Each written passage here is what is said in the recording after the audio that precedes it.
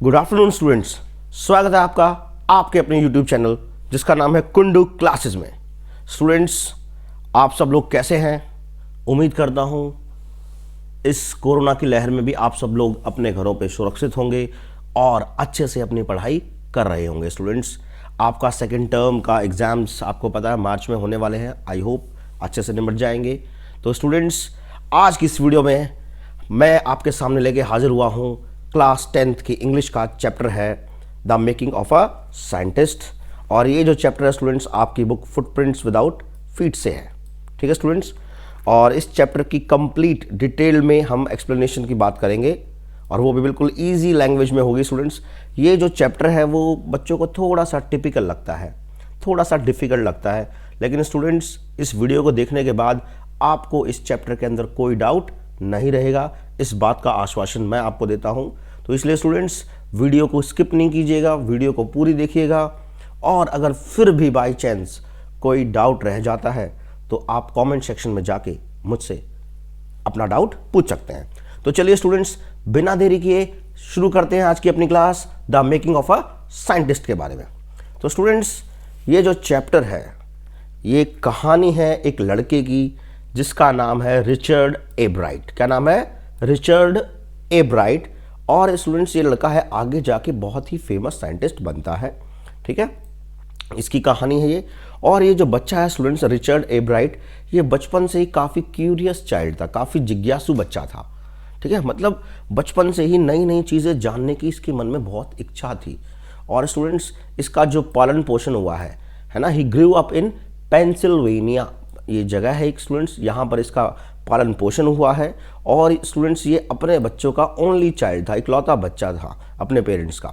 ठीक है, और स्टूडेंट्स आपको पता है इसकी कोई सिबलिंग्स नहीं है, कोई भाई बहन नहीं है जिसके साथ वो खेले, और अड़ोस पड़ोस में भी कोई बच्चे थे नहीं। तो मतलब कहने मतलब है इसके पास दोस्त वगैरह थे नहीं जिनके साथ ये फुटबॉल या बेसबॉल वगैरह खेल सके। तो स्टूडेंट्स ये अपना टाइम बिताने के लिए, स्पेंड करने के लिए ये क्या करता था, इसने बचपन से ही स्टूडेंट्स बटरफ्लाइज को कलेक्ट करना स्टार्ट कर दिया। रॉक्स को, फॉसिल्स को या कॉइन्स को, इन चीज़ों को ये किंडरगार्टन वाले टाइम से, मतलब जब इसकी एज 3 या 5 साल की थी, है ना, 3 साल की उम्र के आसपास से ही उसने ये सारी चीज़ें क्या है इकट्ठी करनी शुरू कर दी।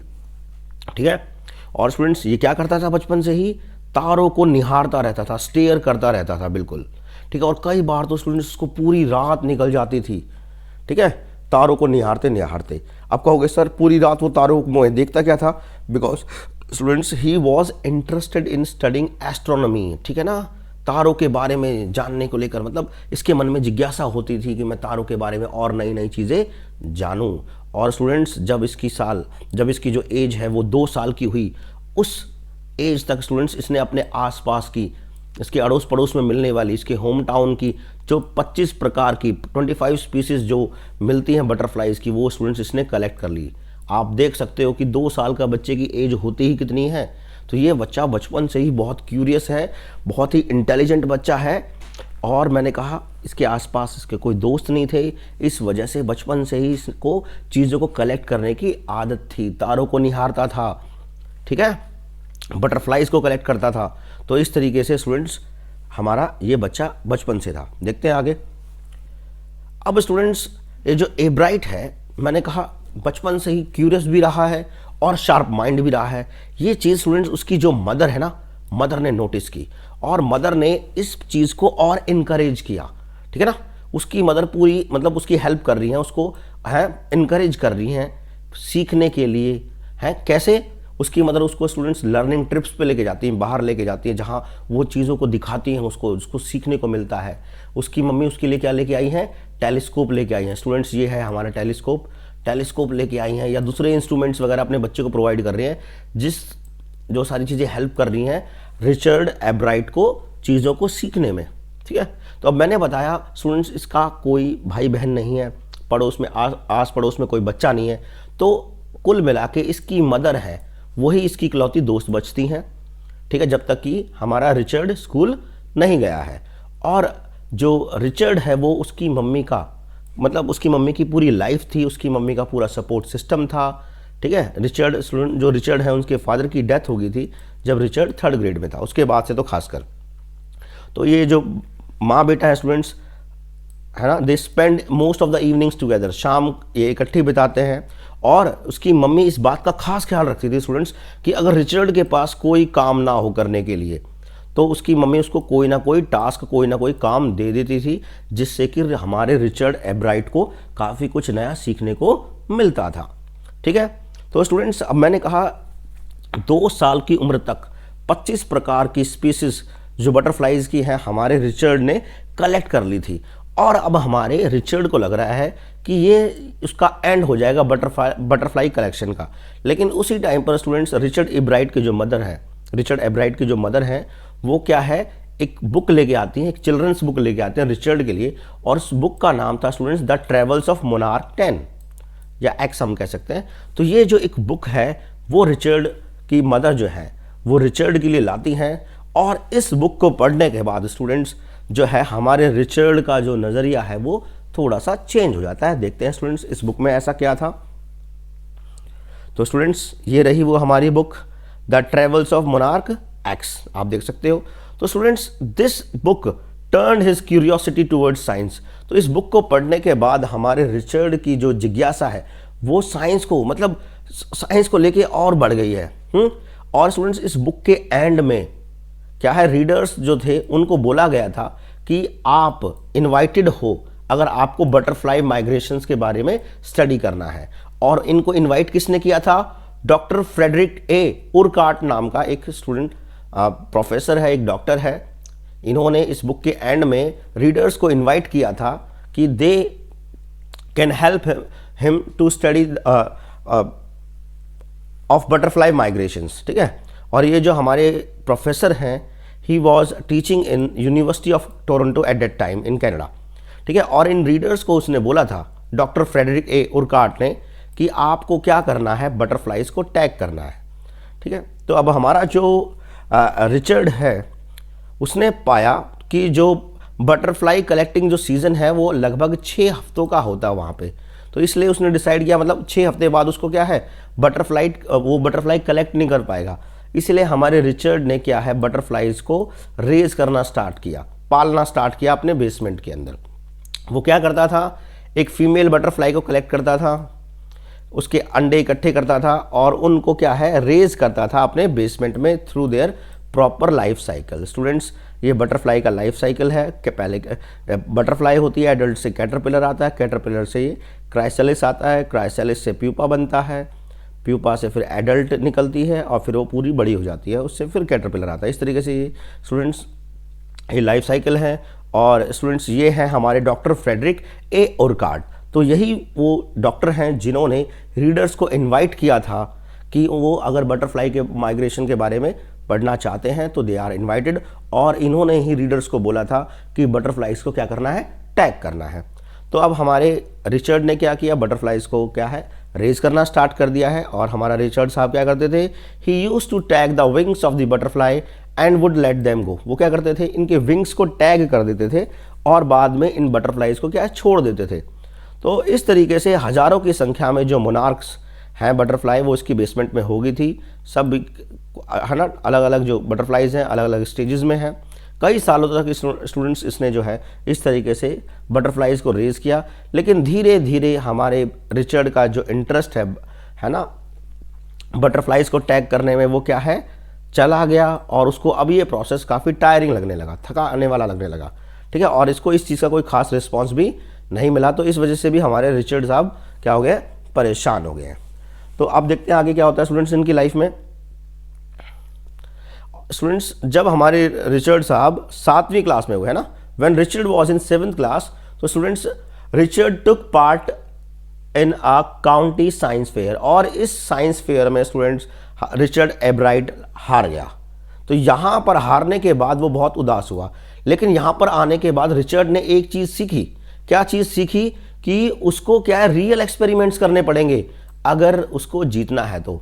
देखो स्टूडेंट्स जनरली बच्चे क्या करते हैं, जब भी कुछ होता है साइंस फेयर वगैरह तो बहुत साफ सुथरे प्रोजेक्ट्स वगैरह बना के लेके जाने बच्चे ले जाते हैं और उनको लगता है कि हम जीत जाएंगे। लेकिन स्टूडेंट्स रियलिटी में ऐसा नहीं होता। वहाँ के जो जजेस होते हैं वो ये देखते हैं कि वाकई में बच्चे ने कुछ नया करने की कोशिश की है या नहीं की। तो ये चीज़ इसने यहाँ पे सीखी जब ये काउंटी साइंस फेयर में हार गया कि अगर उसको जीतना है तो कुछ उसको रियल करना होगा। तो इसके बाद हारने के बाद Richard Ebright wrote down to doctor Urquhart, है ना, इन्होंने इन्हीं डॉक्टर साहब को लेटर लिखा कि किस चीज़ के लिए, for asking him ideas to make projects. ठीक है, डॉक्टर सर से वो आइडियाज़ मांग रहे हैं कि सर मुझे कुछ और आइडियाज़ बताइए जिस पे मैं प्रोजेक्ट वगैरह बना सकूं और नेक्स्ट टाइम जीत सकूं। तो अब इनको काफ़ी सारे आइडियाज़ हमारे डॉक्टर उरकाट साहब ने दे दिए हैं। तो इनमें से ही इन्होंने एक प्रोजेक्ट को चूज़ किया। क्या प्रोजेक्ट था? Project of looking at the viral disease that killed nearly all the monarch caterpillars every few years. ठीक है, तो इन्होंने एक प्रोजेक्ट था कि एक वायरल डिजीज़ है जो लगभग हर साल, ठीक है ना, काफ़ी सारे मोनार्क कैटरपिलर्स को मार देती है। ये कोई वायरल डिजीज़ है ना। इस वायरल डिजीज़ के बारे में इन्होंने स्टडी करने की कोशिश की। और हमारे रिचर्ड को लगता था कि एक कोई बीटल है, कीड़ा है वो रीज़न हो सकता है कि हर साल जिसकी वजह से ये मोनार्क कैटरपिलर्स मर जाते हैं। इसलिए इसने क्या किया, इन कैटरपिलर्स को, ठीक है, मतलब कैटरपिलर्स को बीटल्स की प्रेजेंस में क्या है, मतलब दोनों को इकट्ठा पालना स्टार्ट किया। लेकिन यहाँ पर स्टूडेंट्स कोई रिजल्ट नहीं निकला, मतलब उस बीटल की वजह से वो मोनार्क जो कैटरपिलर्स है उनकी डेथ नहीं हुई। इसका मतलब जो वो सोच रहा था कि भाई उस बीटल्स की वजह से जो मोनार्क कैटरपिलर्स है उनकी डेथ हो रही है, वो चीज़ नहीं हो पाई। लेकिन स्टूडेंट्स उसने ये जो अपना एक्सपेरिमेंट है वो काउंटी साइंस फेयर में दिखाया और इसका प्रोजेक्ट है उसको प्राइज़ मिला। तो देखिए स्टूडेंट्स, यहाँ पर रिजल्ट कुछ खास नहीं निकला था उसके जो है एक्सपेरिमेंट का, लेकिन क्योंकि उसने कोशिश की थी एक रियल वाला एक्सपेरिमेंट करने की, तो इस वजह से ये चीज़ नोटिस की वहाँ के जजेस ने और इस बार हमारे रिचर्ड को क्या मिल गया, प्राइज़ मिल गया है। नेक्स्ट ईयर के लिए उसने स्टूडेंट्स एक्सपेरिमेंट किया ये दिखाने के लिए कि जो वाइस रॉय जो बटरफ्लाइज हैं वो मोनार्क बटरफ्लाइज को क्या करती हैं, कॉपी करती हैं। और थ्योरी क्या थी कॉपी करने की, कि जो वाइस रॉयज हैं वो मोनार्क जैसी दिखती हैं। क्यों? क्योंकि मोनार्क्स अच्छी नहीं लगती बर्ड्स को। मतलब थ्योरी ये थी कि जो बर्ड्स वगैरह हैं वो मतलब वाइस रॉय जो बटरफ्लाई हो उनको खा के खुश होती हैं, मोनार्क्स को नहीं खाती। क्यों? मोनार्क्स का टेस्ट अच्छा नहीं होता, ठीक है ना। सो मोर दे लुक लाइक मोनार्क्स, तो इस वजह से जो वाइस रॉय बटरफ्लाइज हैं वो क्या करती हैं कि जितनी ज़्यादा वो मोनार्क्स की तरह दिखेंगी उनका जो है ना चांस कम है कि भाई वो बर्ड्स का डिनर बनेंगी। तो जो एब्राइट है वो प्रोजेक्ट बना रहा था कि ये चीज़ चेक करने के लिए कि जो बर्ड्स वगैरह हैं वो मोनार्क्स को ईट करते हैं या नहीं करते हैं। तो उसने पाया कि जो स्टारलिंग नाम से स्टूडेंट्स एक बर्ड होता है वो ऑर्डिनरी बर्ड फूड नहीं खाता। It would eat all the monarchs it would get, ठीक है, उसको जो भी खाना मिलता है ना, जितने जो भी मोनार्क मिलती है उसको सबको खा जाता है। तो इसने स्टूडेंट्स ये एक पूरा प्रोजेक्ट बनाया था, पूरा एक्सपेरिमेंट किया था वाइस रॉय बटरफ्लाइज और मोनार्क बटरफ्लाइज को, ये है ना। और उस लोगों का मानना था कि वाइस रॉय बटरफ्लाई मोनार्क्स को कॉपी करती हैं क्योंकि मोनार्क्स जो है बर्ड्स को अच्छी नहीं लगती, ठीक है, ऐसा लोगों का मानना था। तो इस चीज़ के ऊपर इसने स्टूडेंट्स ये पूरा एक्सपेरिमेंट किया और इस प्रोजेक्ट ने भी इसको क्या है, प्राइज़ जितवाया। तो देख रहे हो आप, अब इसने अपनी लाइफ में स्टूडेंट्स रियल के एक्सपेरिमेंट्स करना स्टार्ट कर दिया है। देखते हैं स्टूडेंट्स आगे क्या होता है। उसके बाद इसने अपना नेक्स्ट रिसर्च किया कि ये जो बटरफ्लाइज होती हैं इनके विंग्स के ऊपर स्टूडेंट्स 12 गोल्डन स्पॉट्स होते हैं, ठीक है, 12 golden spots on the back of monarch pupa. Monarch pupa के बैक पे 12 गोल्डन स्पॉट्स होते हैं। इसके ऊपर हर किसी का मानना था कि ये जो 12 गोल्डन स्पॉट्स होते हैं ना वो एक डिज़ाइन होता है, लेकिन जो डॉक्टर उरकाट थे उनका मानना कुछ और था। तो इसी चीज़ के ऊपर एब्राइट और एक और उनका साथी है, ब्रिलियंट साइंस स्टूडेंट है, दोनों ने मिलकर, ठीक है, स्टडी किया और एक डिवाइस बनाया। और ठीक है, जो ये दिखाता है कि वो जो गोल्ड स्पॉट्स है ना वो ऐसे डिज़ाइन नहीं है, वो गोल्ड स्पॉट्स रिस्पॉन्सिबल है फॉर रिलीजिंग अ हार्मोन। वो जो गोल्ड स्पॉट्स हैं स्टूडेंट्स वो एक हार्मोन रिलीज करते हैं जो कि बहुत ज़रूरी होता है बटरफ्लाई की ग्रोथ के लिए स्टूडेंट्स। तो मतलब देखिए, लोग मानते थे कि वो 12 गोल्डन स्पॉट्स ऐसे ही होते हैं, लेकिन यहाँ पर रिचर्ड ने शो किया कि वो जो 12 गोल्ड जो स्पॉट्स होते हैं वो एक हार्मोन को रिलीज करते हैं जो कि बटरफ्लाई की ग्रोथ के लिए बहुत ज़रूरी होता है। तो स्टूडेंट्स इस प्रोजेक्ट ने इसको फर्स्ट प्लेस दिलवाई काउंटी साइंस फेयर में और उसको एंट्री दिलवाई इंटरनेशनल साइंस और इंजीनियरिंग फेयर के अंदर। ठीक है, तो आप देख रहे हो किस तरीके से ये बच्चा मतलब एक है ना स्टेप वाइज बढ़ रहा है लाइफ में आगे। बाद में स्टूडेंट्स इसने क्या किया और आगे वो एक्सपेरिमेंट्स कर रहा है। He grew cells from monarch's wing in a culture. उसने क्या किया, सेल्स को बनाया बढ़ाया मोनार्क के विंग से, and show that cells would divide, और उसने दिखाया कि सेल्स अपने आप को डिवाइड करते हैं और and develop into normal butterfly, और एक नॉर्मल बटरफ्लाई विंग उसने डेवलप किया। If they were fed the hormone from the gold spots, दिखाया उसने कि अगर जो है हार्मोन आता है उन गोल्ड स्पॉट से तो normal butterfly wing scales develop हो जाते हैं उन सेल से। तो स्टूडेंट्स इस प्रोजेक्ट को भी फर्स्ट प्लेस मिला जूलॉजी इंटरनेशनल फेयर के अंदर। तो आप देख रहे हो बिल्कुल रियल एक्सपेरिमेंट्स कर रहा है। आगे स्टूडेंट्स उसने बहुत अच्छे खासे इंस्ट्रूमेंट्स, सोफिस्टिकेटेड इंस्ट्रूमेंट्स की हेल्प से लैब्स के अंदर उसको मौका मिला। अब आगे स्टूडेंट्स जैसे जैसे वो बढ़ रहा है, अच्छी अच्छी लैब्स में वो काम कर रहा है, तो उसने क्या है केमिकल स्ट्रक्चर पता लगाया उस हार्मोन का जो गोल्ड स्पॉट्स में पाया जाता है। और एक दिन स्टूडेंट्स जब वो फोटो को देख रहा था इस केमिकल स्ट्रक्चर को, तो इसने एक बहुत बड़ी पजल, बहुत बड़ी एक दुविधा थी साइंटिस्ट की, उसको सॉल्व किया। क्या सॉल्व किया देखते हैं, बहुत इंपॉर्टेंट स्टूडेंट से। He came to know how a cell blueprints its DNA. उसको यहाँ पर आके पता चला कि जो सेल है वो किस तरीके से अपने डीएनए का ब्लूप्रिंट करता है। ठीक है, ये बहुत ही एक मतलब ब्रेक थ्रू है स्टूडेंट्स। और उसकी ये जो एक्सपेरिमेंट है उसको पब्लिश किया गया एक मैगजीन के अंदर। He found that as the DNA is in the nucleus of a cell.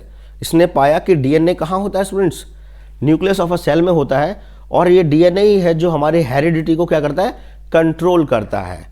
Therefore it determines the form and function of a cell. और जो डीएनए है वो क्या है, एक सेल का क्या फॉर्म होगा, एक सेल का क्या फंक्शन होगा, वो डीएनए ही हमें बताता है।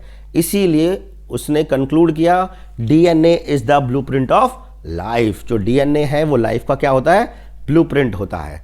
तो इस तरीके से स्टूडेंट्स वो डे बाय डे आप देख रहे हो है ना, स्टेप वाइज नई नई चीज़ें वो है ना लेके आ रहा है दुनिया के सामने।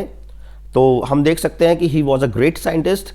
अब आगे देखते हैं, अब हमें लगेगा कि वो बस सिर्फ साइंस की दुनिया में ही है, लेकिन नहीं, he had also many other interest, दूसरी चीज़ों में भी उसके इंटरेस्ट हैं, और इसी चीज़ को उसके जो सोशल स्टडीज़ टीचर हैं वो एडमायर करते हैं। ठीक है, तो देखते हैं क्या है हमारा Richard a bright. He was good at debating students. Debating में, डिबेट करने में हमारा रिचर्ड ए ब्राइट बहुत अच्छा है, पब्लिक स्पीकिंग में बहुत अच्छा है, और ग्रेट कैनोइस्ट है। ठीक है, कैनोइंग वगैरह भी बहुत अच्छी ये करता है स्टूडेंट्स। अब देखिए स्टूडेंट्स, यहां पर जाके मोस्टली हमारा जो चैप्टर फिनिश हो गया है, लेकिन इस चैप्टर से हमने सीखा क्या। देखिए students, he never used to win for the sake of winning और फॉर प्राइजेस। देखिए बहुत से हम में से लोग क्या करते हैं, आपने थ्री इडियट्स वाला जो डायलॉग सुना होगा कि सक्सेस के पीछे मत भागो, एक्सीलेंस के पीछे भागो। अगर आप एक्सीलेंस के पीछे भागोगे तो सक्सेस झक मार के आपके पीछे आएगी। तो इसी तरीके से हमारा जो रिचर्ड ए ब्राइट है वो स्टूडेंट सिर्फ प्राइज जीतने के लिए पार्टिसिपेट नहीं करता था। ठीक है, अब वो क्यों पार्टिसिपेट करता था, बिकॉज देखो he wanted to be the best at whatever he could he use to, है ना, वो हर चीज में बेस्ट करता, मतलब जो भी वो काम करता था रिचर्ड की कोशिश रहती थी कि वो उस चीज को क्या बिल्कुल बेस्ट दे, है ना, मतलब जितनी मतलब अपना 100% दे, है। तो ये चीज़ सिर्फ प्राइज जीतने के लिए वो पार्टिसिपेट नहीं करता। और स्टूडेंट्स इस चैप्टर में दिखाया गया है कि अगर आपके अंदर राइट अमाउंट ऑफ क्यूरियोसिटी है, अगर आपके अंदर जिज्ञासा है, किसी चीज़ को जानने की इच्छा है, आपका दिमाग ब्राइट है ना, आप बहुत मतलब आप इंटेलिजेंट हो, एंड विल टू विन, और अगर आपके अंदर जीतने की इच्छा है for right reasons, these are the qualities needed to be a scientist. मतलब अगर आपको जीवन में साइंटिस्ट बनना है तो आप में क्यूरियोसिटी होनी चाहिए, आपका ब्राइट माइंड होना चाहिए, और जीतने की आपके अंदर इच्छा होनी चाहिए। ये कुछ क्वालिटीज़ हैं जो एक साइंटिस्ट बनने के लिए चाहिए। और इस देखो इस चैप्टर के अंदर ये भी दिखाया गया कि किस तरीके से जो हमारा परिवार होता है, जो हमारी फैमिली होती है, वो हमारा सपोर्ट सिस्टम होता है, वो हमारी बैकबोन होती है। तो हमारे रिचर्ड की पूरी लाइफ उसकी मदर है, और मदर के लिए भी पूरी लाइफ उनका बच्चा है। तो उसकी मदर का भी स्टूडेंट्स बहुत इंपॉर्टेंट रोल रहा है रिचर्ड को एक साइंटिस्ट बनाने में। And you know she supported him through out his journey, है ना। तो उसकी मदर ने अपने बच्चे की पूरी हेल्प की है उसकी पूरी जर्नी में। उसके लिए जो किताब लेके आई थी, the travels of monarch x, यही वो किताब है स्टूडेंट्स जिसकी वजह से हमारे रिचर्ड की जो क्यूरियोसिटी है वो साइंस की फील्ड में हुई, और जो रिचर्ड आगे जाके इतना बढ़िया जो साइंटिस्ट बन गया स्टूडेंट्स। तो उम्मीद करता हूँ ये जो चैप्टर है वो अब आपको समझ में आ गया होगा, और इस चैप्टर से आप सीखेंगे जिस तरीके से रिचर्ड ने अपनी लाइफ में मेहनत की है और एक बहुत ही महान साइंटिस्ट बना है, आप भी लाइफ में कुछ ना कुछ ऐसा करेंगे, अच्छी मेहनत करेंगे, अच्छे मार्क्स लेके आएंगे और कुछ लाइफ में रियल करने की कोशिश करेंगे, कुछ इनोवेटिव करेंगे स्टूडेंट्स। ठीक है, अगर स्टूडेंट्स आपको ये मेरी वीडियो अच्छी लगी हो तो प्लीज़ वीडियो को लाइक कर दीजिए। चैनल को अगर आपने अभी तक सब्सक्राइब नहीं किया है तो चैनल को फटाफट सब्सक्राइब कर दीजिए, और जो बेल आइकन है उसको प्रेस कर दीजिए ताकि मेरी आने वाली सभी वीडियोस की नोटिफिकेशन आपको तुरंत मिल जाए और आप कोई भी वीडियो मेरी मिस ना करें। वीडियो अच्छी लगी हो तो अपने जो फ्रेंड्स वगैरह हैं, अपने रिलेटिव्स हैं जो कि क्लास 10th में हैं, उनके साथ आप वीडियो शेयर कर सकते हैं। और अगर वीडियो देखने के बाद आपका इस चैप्टर से रिगार्डिंग कोई डाउट रह गया है तो आप कमेंट सेक्शन में जाकर मुझसे पूछ सकते हैं स्टूडेंट्स। होपफुली वीडियो आपने एंजॉय की होगी। मिलेंगे स्टूडेंट्स ऐसी ही किसी वीडियो में जल्द ही। जब तक के लिए बाय बाय।